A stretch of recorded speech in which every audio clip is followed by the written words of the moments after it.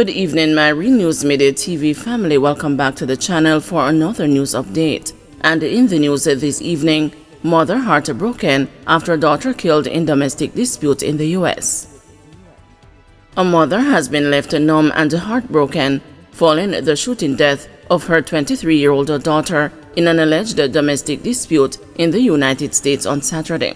The deceased, Shanae Smith, was reportedly shot in the head while at her home in Lithonia, Georgia.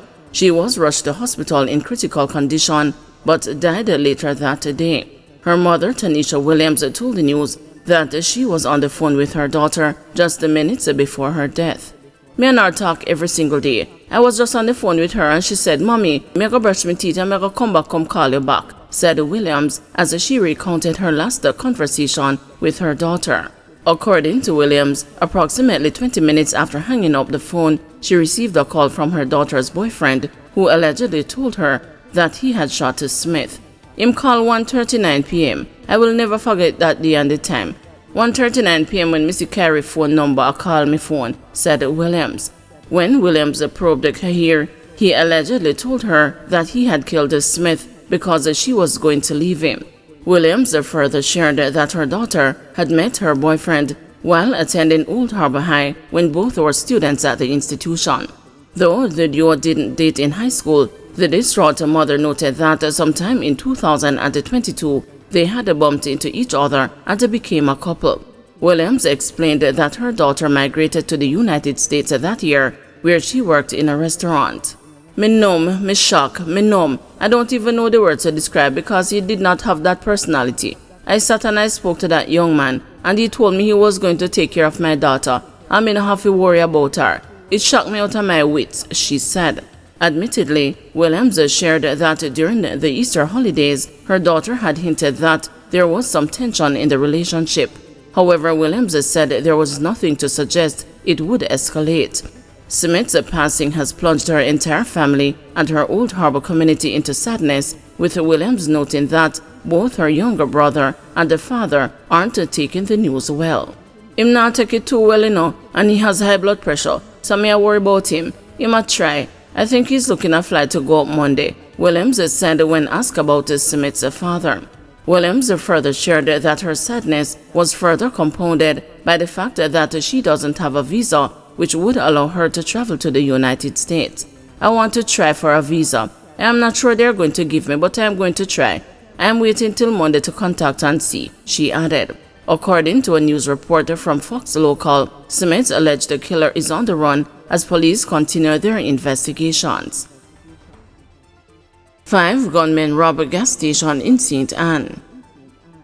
Masked gunmen allegedly invaded a gas station in Golden Grove, St. Anne on Saturday night, robbing workers of more than $500,000 in cash. Shots were fired during the incident, but there was no reports of any injuries, the police said. Reports reaching the news indicate that around 8:15 p.m., 5 masked men, all armed with guns, alighted from a white Toyota Probox motorcar and entered the establishment.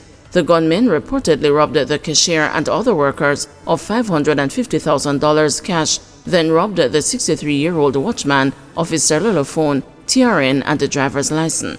The men, while leaving, reportedly fired several shots at a man driving a white 1996 Toyota Coaster bus. The man escaped injuries, but the bus was reportedly damaged. The gunmen escaped in the Probox motorcar, the police said. Vendor charged after Ganja reportedly found at a stall in Trelawney. A haggler at the Falmouth Square in Trelawney was charged with breaches of the Dangerous Drugs Act after she was reportedly held with a Ganja Saturday night. She is 48-year-old Nicole MacDonald, a food vendor from Martha Bray in the parish. MacDonald is charged with possession and dealing in Ganja. She was offered a station bail and will appear in the Trelawney Parish Court in Clarkstown on May 29, 2024. Reports are that around 9:50 p.m., police searched a food stall MacDonald operated in the square and found 2 transparent plastic bags, each containing loose vegetable matter resembling ganja. The 2 parcels had a total weight of 1 pound. MacDonald was taken into custody and subsequently charged. Man shot and killed while doing construction work in Old Harbor. A man was shot dead while doing construction work at a house on Panton Lane in Old Harbour, St. Catherine on Saturday afternoon. The deceased has been identified as 21-year-old Tyrone Roberts, otherwise called the gunmen, from Marley Acres in Old Harbour. Reports reaching the news indicate that around 3 p.m., Roberts was doing construction work when residents heard loud explosions. Shortly after, they reportedly discovered Roberts running along the roadway before collapsing and falling to the ground. Residents summoned the police, who found Roberts lying on the ground with what appeared to be gunshot wounds. He was assisted to the Spanish Town Hospital but was pronounced dead. No motive has been established for the killing, the police said. Trough to bring island-wide rainfall. A trough is expected to bring showers to most parishes across the island on Sunday. According to the Meteorological Service of Jamaica, the weather system is expected to remain across the country for the next few days, bringing with it periods of rainfall. Showers and isolated thunderstorms are expected mainly across eastern and south-central parishes, while it will be windy across northern parishes. On Monday, Jamaicans are to expect isolated morning showers across northeastern parishes. Afternoon and evening showers and isolated thunderstorms are expected across sections of southern and northeastern parishes. Security guard charged with embezzlement. Portmore St. Catherine security guard 32-year-old Karim Cunningham, otherwise called Breda, has been charged with embezzlement. Cunningham is being accused of stealing money given to him by a customer to deposit. The incident occurred on Main Street, Mandeville, Manchester. The police report that about 11:30 a.m. on Tuesday, November 28, 2023, Cunningham received the sum of $227,652 from a customer, which was intended to be deposited into a company vault. However, he allegedly stole $100,000 for his personal use and only deposited $127,652 into the vault. Cunningham did not return to work thereafter. On Friday, April 4, 2024, Cunningham was apprehended by police in Portmore St. Catherine. During an interview with the police, he provided a caution statement admitting to the crime, according to the police. Subsequently, he was formally charged and is scheduled to appear before the Manchester Parish Court on Wednesday, April 17. Portmore cashier charged for allegedly stealing from phone card machine. The St. Catherine South police have charged a man who worked as a cashier for allegedly stealing from his job. 32-year-old Corey Carter of Portmore in the parish is charged with larceny as a servant and access to computer device with intent to commit or facilitate the commission of an offense.